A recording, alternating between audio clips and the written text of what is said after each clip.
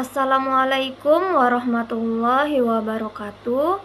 Saya Salma Meliawati dengan NIM 2012201137 dari kelas PAI 5L.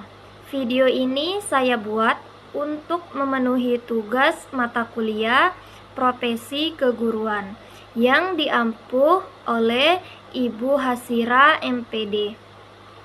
Di video ini saya akan membahas mengenai teori masuknya Islam di Indonesia.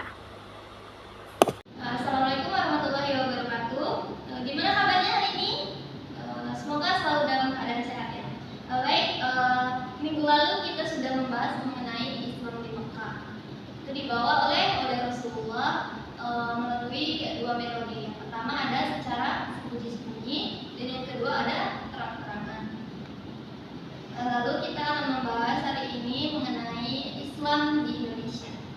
Nah, Islam di Indonesia itu masuk pada abad ke-7 melalui beberapa proses. Yang pertama ada perdagangan, pernikahan, lalu ada dakwah para ulama, dan adanya kerajaan-kerajaan dan kesultanan-kesultanan.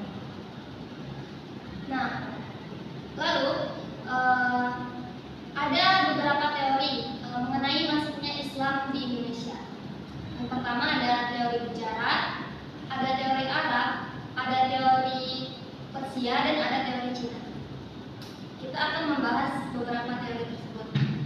Nah, yang pertama kita akan membahas teori Arab. Nah, teori Arab ini meyakini bahwa Islam itu ada di Indonesia pada abad ke-7. Nah, diyakini karena sudah adanya komunitas Muslim di pantai barat Sumatera yang berinteraksi dengan para pedagang di Timur Tengah. Nah, lalu ada teori Gujarat. Teori Gujarat ini diyakini bahwa Islam itu ada di Indonesia sekitar abad ke-13. Ini didukung oleh adanya batu nisan yang sama dengan di Gujarat. Lalu yang selanjutnya ada teori Persia. Teori Persia itu ada di Indonesia pada abad ke-13 juga. Nah, teori ini menganggap bahwa adanya kesamaan budaya antara di Indonesia dan di Persia. Contohnya yaitu adanya perayaan 10 Muharram. Nah, sampai sini ada yang ingin ditanyakan? Baik, kita lanjut dulu. Lalu ada yang terakhir yaitu teori Cina. Teori Cina ini diyakini adanya Islam di Indonesia itu pada abad ke-15. Teori yang paling terakhir. Nah, jadi teori Cina ini didukung oleh adanya pedagang-pedagang Muslim Cina yang sudah ada di beberapa wilayah di Indonesia. Lalu ada beberapa tokoh-tokoh Islam dalam sejarah Islam.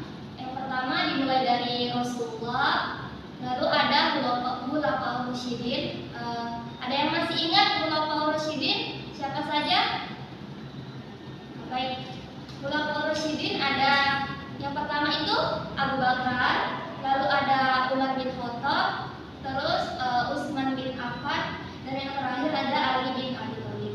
Lalu yang selanjutnya adanya peran dari Wali Songo, dan yang terakhir yaitu adanya peran dari para ulama. Nah, seperti yang kita ketahui teman-teman, masuknya Islam secara bertahap dan melalui dakwah, perdagangan, pernikahan, kerajaan, dan adanya kerajaan-kerajaan dan kesultanan-kesultanan. Nah, proses masuknya Islam di Indonesia tidak berasal dari satu sisi saja, melainkan ada beberapa teori tadi. Ada teori Arab, ada teori Gujarat, dan ada teori Persia, serta teori Cina.